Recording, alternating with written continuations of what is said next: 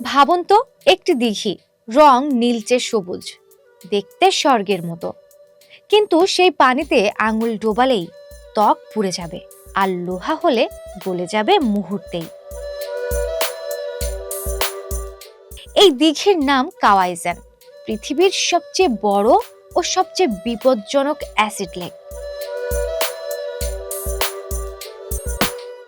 ইন্দোনেশিয়ার পূর্ব জাভায় পাহাড়ের মাঝে লুকিয়ে আছে কাওয়াইজান নামের এই ভয়ঙ্কর সুন্দর দিঘি। দূর থেকে দেখলে মনে হবে যেন প্রকৃতি নিজে রং তুলিতে এঁকেছে, টার্কোয়েজ নীল, শান্ত, রহস্যময়। কিন্তু এই সৌন্দর্যের আড়ালে লুকিয়ে আছে মৃত্যুফান। এই দিঘির পানিতে রয়েছে অত্যন্ত শক্তিশালী সালফিউরিক অ্যাসিড। এর অ্যাসিড মাত্রা এত বেশি যে মানুষের ত্বক ছোঁয়া মাত্রই পুড়ে যায়। শুধু তাই নয়, ধাতু পর্যন্ত গলিয়ে দেওয়ার ক্ষমতা আছে এই পানির। কারণ এই দিঘির ঠিক নিচেই রয়েছে একটি সক্রিয় আগ্নেয়গিরি।